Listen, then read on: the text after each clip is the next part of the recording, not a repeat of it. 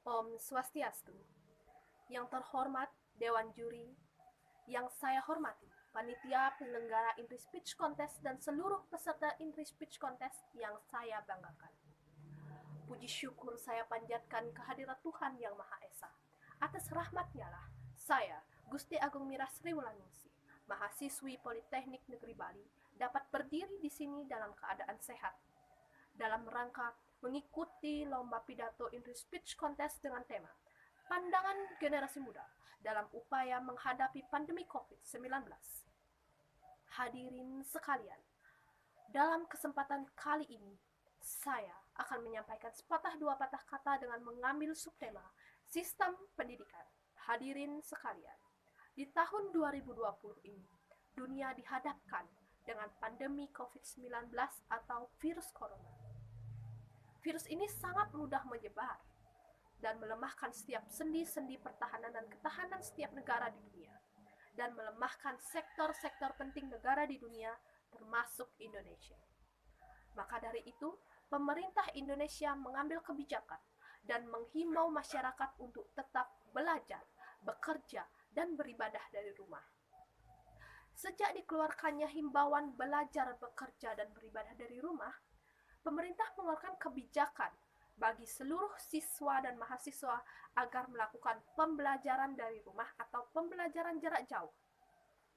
Sejak kebijakan itu diterapkan, seluruh siswa baik dari SD, SMP, SMA, bahkan mahasiswa di perguruan tinggi melaksanakan pembelajaran jarak jauh. Lalu, mengapa sistem pembelajaran jarak jauh yang diterapkan? Mengapa bukan sistem yang lain? Hal ini dikarenakan pemerintah ingin memutus rantai penyebaran virus corona. Dan pemerintah ingin agar siswa dan mahasiswa tetap mendapatkan pendidikan di tengah pandemi.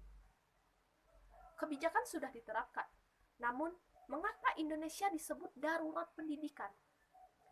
Hal ini dikarenakan dari 86 juta siswa di Indonesia, hanya 30% yang mengikuti pembelajaran jarak jauh.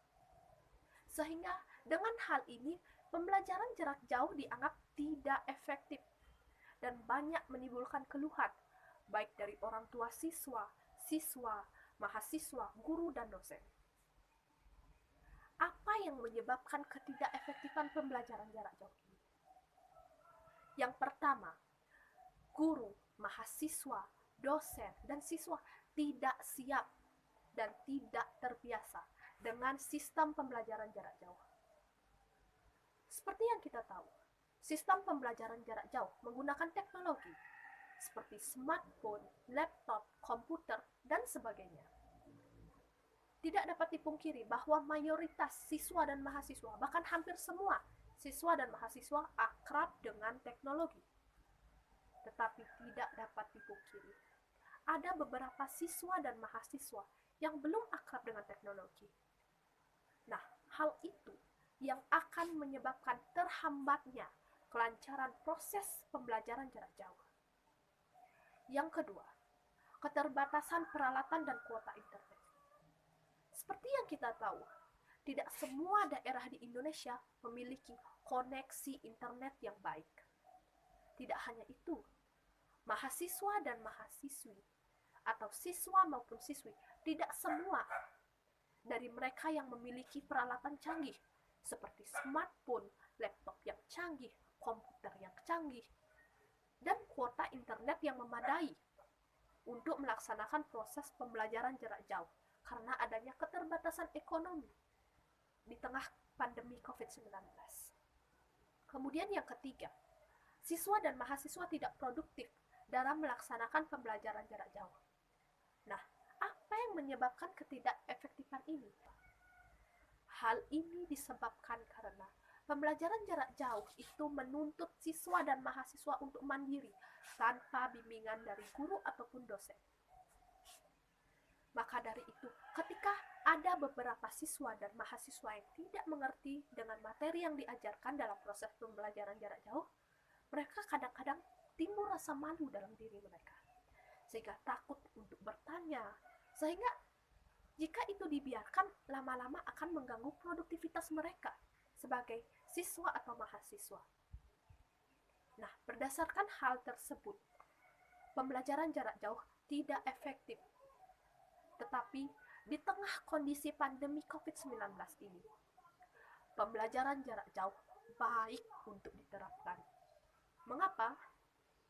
Hal ini dikarenakan agar mahasiswa dan siswa tetap mendapatkan pendidikan di tengah pandemi dan untuk memutus rantai penyebaran pandemi COVID-19 di sekolah maupun di perguruan tinggi. Namun, dalam hal ini, setiap pemangku kepentingan harus bekerja sama bahu-membahu untuk mengatasi celah ketidakefektifan dari pembelajaran jarak jauh. Bagaimana caranya? Yang pertama, kita bisa memberikan bantuan kuota internet, seperti yang dilakukan pemerintah saat ini. Walaupun pemberian kuota internet tidak dapat mengatasi celah ketidakefektifan dari sistem pembelajaran jarak jauh, tetapi setidaknya dapat mengurangi sedikit beban dari siswa, mahasiswa, guru, ataupun dosen dalam melaksanakan pembelajaran jarak jauh. Jadi, hadirin sekalian, sebagai generasi muda, kita harus menghargai pemerintah dan pemangku kepentingan lainnya yang terus berupaya agar siswa dan mahasiswa dapat mendapatkan pendidikan. Demikian yang dapat saya sampaikan. Mohon maaf apabila terdapat kesalahan kata. Om Santi Santi Santi Om.